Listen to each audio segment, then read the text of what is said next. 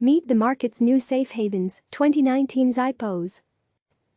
New York. The pullback in the stock market is a clear sign that investors are worried about COVID-19's impact on the global economy. They are shunning risk by selling stocks and rushing into bonds and cash. Or are they? Strange as it may seem, several of last year's 159 initial public offering, highly volatile stocks like Slack, Work, Beyond Meat, BYND, and Zoom, ZM, are up sharply this year. Sure, these three companies all have been doing well despite the coronavirus outbreak. Their strength is also notable considering that demand for new initial public offerings is expected to slow dramatically. Only 35 companies went public in the first quarter of 2020, according to FactSet. That's down 15% from the same time a year ago, and a 35% drop from the fourth quarter of 2019. Slack and Zoom have benefited from more people working at home.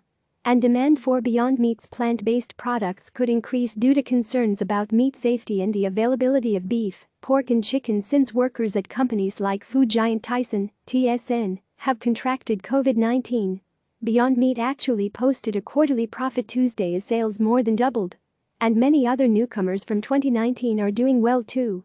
Richard Branson's Virgin Galactic, SPC, Peloton, PTON, and Chewy, CHWY, have all soared this year. And the Renaissance IPO ETF, IPO, which includes many of the top new offerings of 2019, is flat this year, while the S&P 500 has fallen 11%. Still, investors are buying shares of some of the most speculative growth stocks at a time, when the risks for the broader market are higher than they've been since 2008.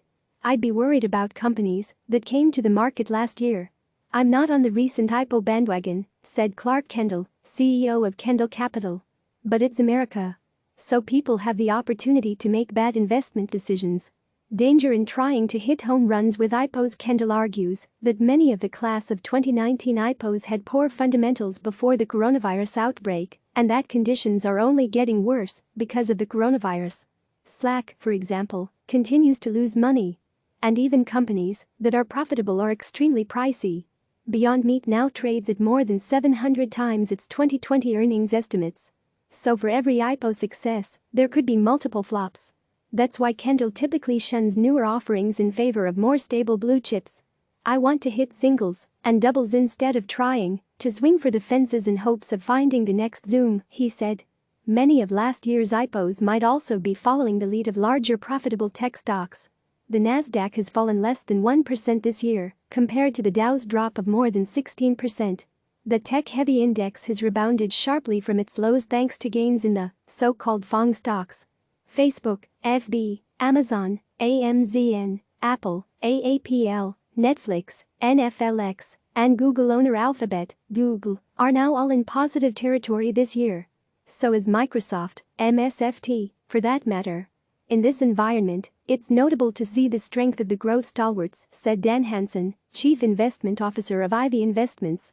Yes, it's a narrow market, but look at the stocks that are leading the market, and they are being powered by strong fundamentals. Cautionary tales from some top unicorns. Not all of last year's new stocks are thriving, however. Uber, and Lyft, have both fallen this year as the COVID-19 pandemic has ground business to a halt. Both have announced layoffs. And the slump in demand could make it even more difficult for either ride-sharing company to turn a profit anytime soon. And then there's Pinterest, Pins. Shares of the photo-sharing social media site were up 12% in 2020 before the company reported earnings after the close on Tuesday. But Pinterest also warned Tuesday that its profit margins will get hit as advertisers pull back. Pinterest stock plunged nearly 15% on the news. That wiped out all of this year's gains for the stock, showing just how fragile the market psyche is, particularly when it comes to young companies with little margin for error in these uncertain times. Click subscribe to receive the latest news.